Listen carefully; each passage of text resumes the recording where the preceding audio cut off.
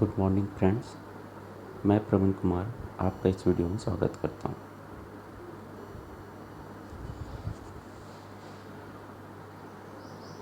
हमने previous class में जो टॉपिक कवर किया था उसके पहले कुछ क्वेश्चंस देखेंगे, उसके बाद फिर आज का टॉपिक स्टार्ट करेंगे। First question, full form of SMPS. SMPS का फुल फॉर्म क्या है? Second question, function of SMPS.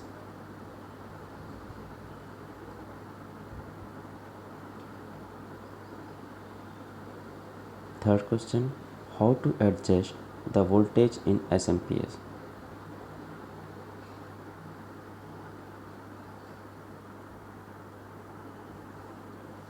Fourth question, specifications of SMPS.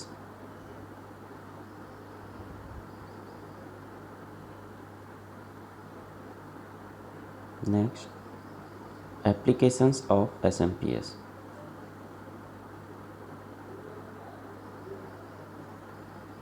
Next question, how to test SMPS whether it is working or not.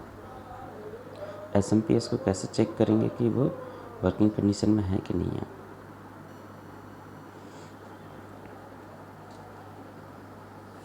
हम एक condition लेते हैं, अगर आप अपने गांव से बाहर में हो और आपके पिताजी गांव में हैं और पैसे की ज़रूरत है, तो आप कैसे करेंगे, क्या करेंगे? आपको अर्जेंटली पैसा देना है, तो आप क्या करेंगे? अपने किसी दोस्त को या रिलेटिव को कॉल करेंगे जो गांव में है और उनको बोलेंगे कि इनको पैसा, अपने पिताजी को पैसा दे दें। लेकिन similarly in industries where we can not switch on और off a machine directly, we need a device to switch on off it indirectly. That device is called relay. इसी तरीके से इंडस्ट्री में जब मशीन को हम डायरेक्टली ऑन ऑफ नहीं कर सकते, तो हमें एक डिवाइस की ज़रूरत पड़ती है जो उस मशीन को इनडायरेक्टली ऑन ऑफ कर सके। इस डिवाइस को हम लोग रिले कहते हैं।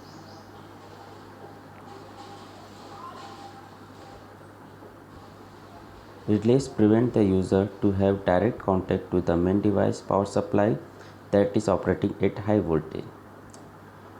रिले जो है वो जो काम कर रहे हैं उसको डायरेक्ट कांटेक्ट से बचाता है मेन पावर सप्लाई से, जो कि बहुत हाई वोल्टेज रहता है। ये किस चीज़ का फ़ोटो दिख रहा है? यस, ये है इलेक्ट्रिक बेल। इसको कॉलिंग बेल भी कहते हैं। इसके अंदर भी रिले रहता है। हमने प्रीवियस क्लास में इंडक्टेंस के बारे में देखा था, है ना? When current flows in conductor it becomes a temporary magnet, electromagnet. अगर किसी कंडक्टर में हम लोग सप्लाई देंगे तो उसके सराउंड एक इलेक्ट्रोमैग्नेटिक फील्ड जनरेट होता है, जिसके कारण आपका जो कंडक्टर है वो मैग्नेट के जैसे बिहेव करेगा। But if the conductor is twisted conductor that is called coil is better electromagnet compared to straight conductor। अगर हम कंडक्टर को ट्विस्ट कर दें, घुमा दें, तो वो स्ट्रेट कंडक्टर से ज़्यादा अच्छा इलेक्ट्रोमैग्नेट बनता है और इसे हम कॉइल कहते हैं।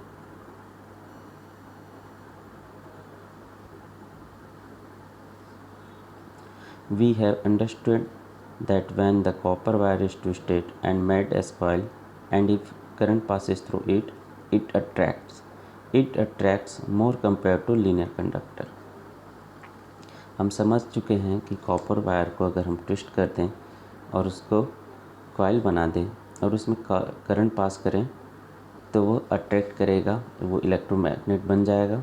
और वो as compare to linear conductor में जितना मैग्नेट फॉर्म होता है उससे ज़्यादा इलेक्ट्रोमैग्नेट बनेगा और ज़्यादा चुंबक की तरह बिहेव करेगा और अट्रैक्ट करेगा आपके लोहे के वस्तु को। ये एक्सपेरिमेंट आप घर में भी कर सकते हैं। एक बैटरी लेंगे, उससे हम किसी कील पे हम कंडक्टर को लपेटेंगे,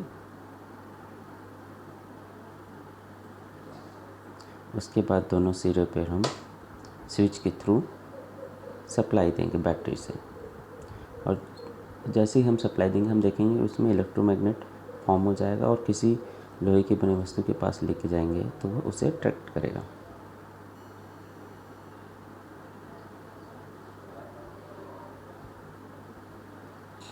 यहाँ पर एक डायग्राम दिया हुआ है।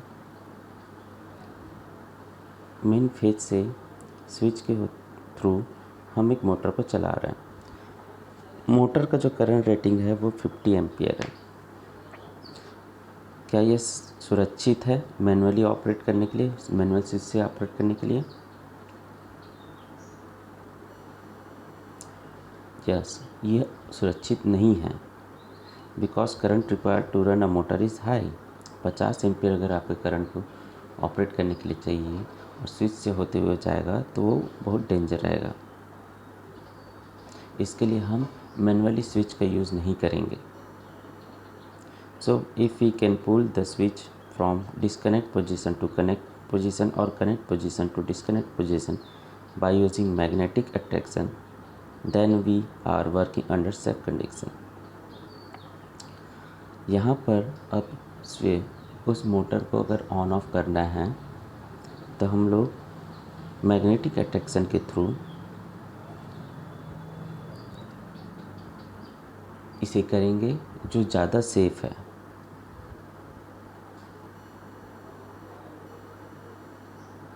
यहाँ पर दिख रहा है एक हम इलेक्ट्रोमैग्नेट फॉर्म करेंगे जो आपके स्विच को ऑन या ऑफ करने का काम करेगा। यहाँ पर डीसी सप्लाई के थ्रू हम लोग कॉइल के देंगे, जिसके कारण एक मैग्नेट फॉर्म होगा जो स्विच के लीवर को अपनी तरफ खींचेगा, जिससे आपका स्विच ऑन कंडीशन में आ जाएगा।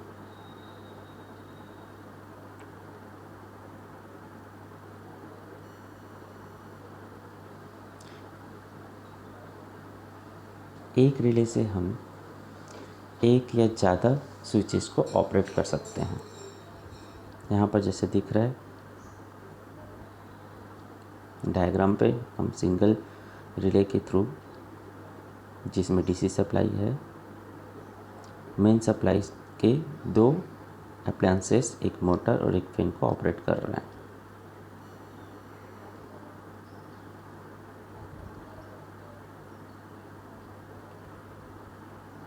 दोनों ही डायग्राम में एडवांटेज को अब देखेंगे हम। फर्स्ट एडवांटेज है इलेक्ट्रिकली ऑपरेटेड सेफ। यह इस तरह से रिले से ऑपरेट करने में ज़्यादा सेफ्टी है, क्योंकि हमारा जो रिले रहता है उसमें बहुत कम वोल्टेज दिया जाता है। डीसी वोल्टेज 12 वोल्ट से ज़्यादा नहीं देते हैं, इसी कारण ये ज़्यादा सुरक्षित है। सेकंड है with low power we can switch high power.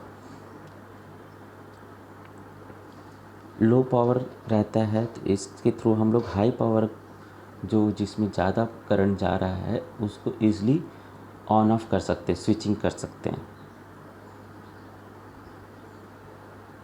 Third advantage, single supply relay के लिए थ्रू हम एक या दो या उससे ज़्यादा मशीन को ऑपरेट कर सकते हैं।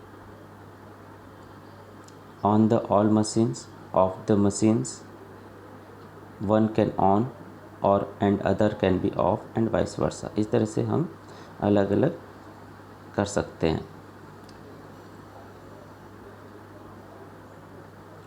Device which operate switches not directly but with magnetic attraction is relay. Relay में आपका जो डिवाइस है वो स्विच को डायरेक्टली ऑपरेट नहीं करता, बल्कि मैग्नेटिक अट्रैक्शन के थ्रू स्विच को ऑन या ऑफ करता है।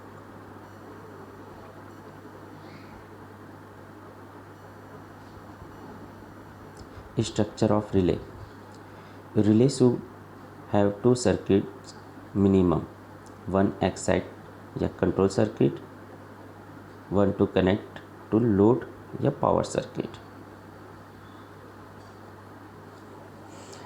रिले के अंदर दो सर्किट रहते हैं, एक रहता है जिसको बोलते हैं कंट्रोल सर्किट या एक्साइट, और दूसरा रहता है लोड या power circuit.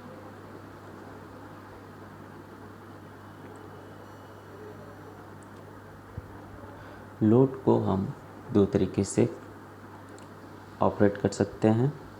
It may be connected initially या it may be disconnected initially, यानी इनिशियली वो कनेक्टेड रहेगा, क्लोज रहेगा, या डिसकनेक्टेड रहेगा, ऑफ कंडीशन में रहेगा।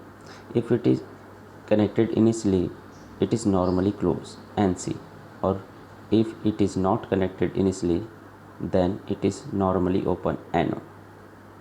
यहाँ पर दिया हुआ है सर्किट में NO और NC का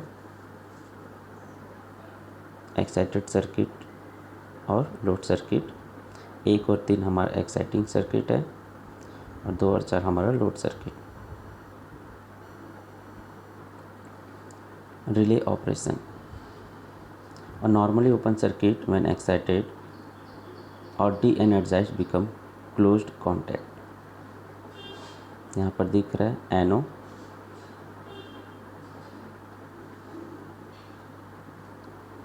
यहाँ पर जैसे ही रिले ऑपरेट करेगा NO पे तो आपका जो सर्किट है 2 और 4 टर्मिनल NO से वो कॉन्टैक्ट में आ जाएगा। Normally closed circuit when excited becomes open contact when D excited.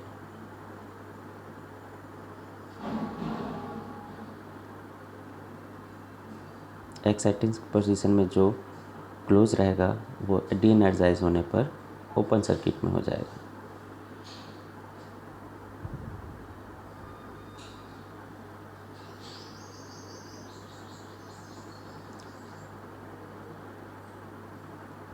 ये रिले का टॉपिक थोड़ा बड़ा है, तो बाकी जो पोर्शन है उसे हम नेक्स्ट क्लास में करेंगे। आज के लिए इतना बहुत है, आप समझिए, और कोई डाउट है तो फिर पूछिएगा। Okay, thank you.